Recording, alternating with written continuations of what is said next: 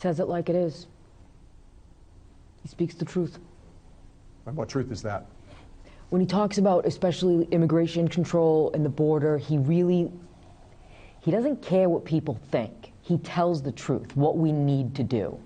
John?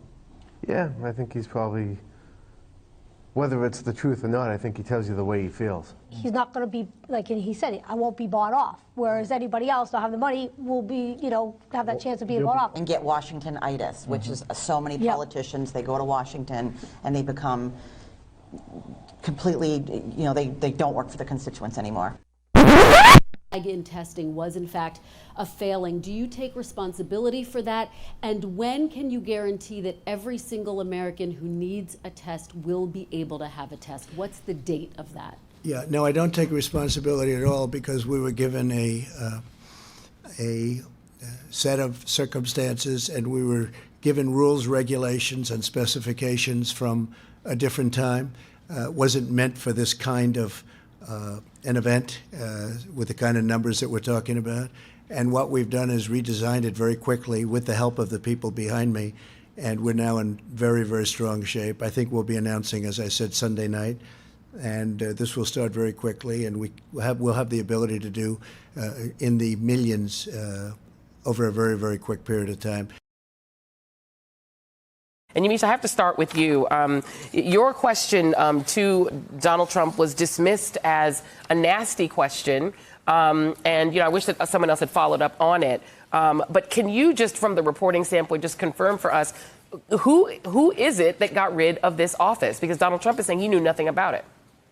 Well, it's the Trump administration. The Obama administration had this office set up after the Ebola crisis, and they had people specifically looking at monitoring pandemics, looking out for things like SARS or polio. And President Trump got elected. He kept it for the first 2 years of his administration. And then around 2018, he decided that he wanted to disband it. And what you saw was health officials, top health officials who are experts on things like viruses that are spreading very quickly.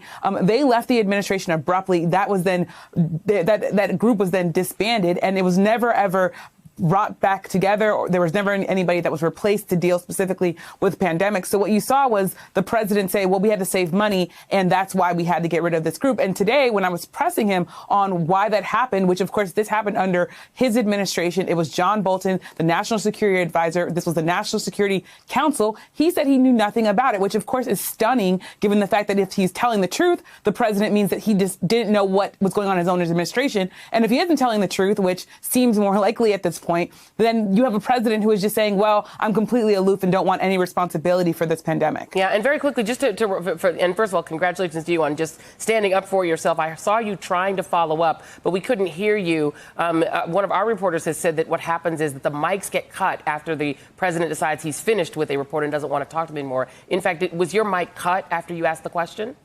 That's right. I was trying to ask a follow-up question to say, well, it was your National Security Council, but you couldn't hear me because the White House cut off the mics. Yeah, interesting. I just want to, just for the audience here, Beth Cameron actually served as a senior director for this office, the Global Health, Security, and Biodefense Office in the White House National Security Council, wrote an op-ed about the council being shut down. It was titled, I Ran the White House Pandemic Office, Trump Closed It. It's impossible to assess the full impact of the 2018 decision to disband the White House office responsible for this work, she wrote. Biological experts do remain in the White House and in our government, but it's clear that eliminating the office has contributed to the federal government's sluggish domestic response. What's especially concerning about the absence of this office today is that it was originally set up because of a previous epidemic, made the need of it quite clear. Pandemic threats may not arise every year, but the White House should constantly prepare for them. We can't afford for federal decision makers to waste time relearning old lessons, that they should be innovating and acting. And I want to ask you, Dr. Venkat Taraman, I hope I'm not pronouncing your name wrong. Why is it important to have had something like this, an office in place whose specialty was dealing with pandemics? What might have been different if we'd had that? So I'm not a doctor, and you got the name perfect. But this team within the National Security Council played an important role. And I will say I worked with a group of external scientists who were also advising the president during that epidemic.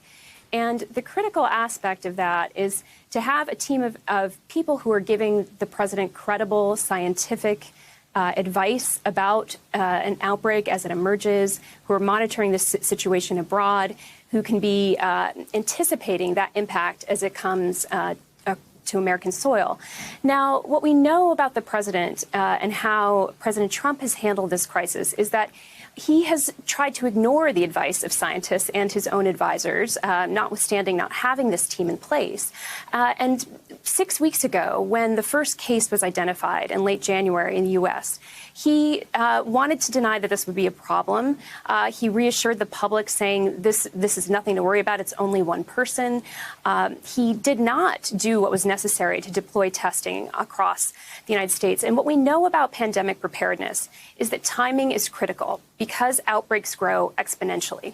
So in these 6 weeks where there has been inaction on the part of the White House, we have baked in a spread of this virus in the United States within our borders, a community spread within communities like Seattle, like Boston, like New York, that can't be put back in the bag. That said, what the president did today, I think for the first time, showed that he's taking this crisis seriously. And I do think what's important about what he announced today in in declaring a national emergency is that he's going to be able to mobilize about $50 billion towards building capacity in state and local hospitals and healthcare facilities so that there can be enough hospital beds for as this epidemic gets worse, which we know it will, and so that those boots are on the ground.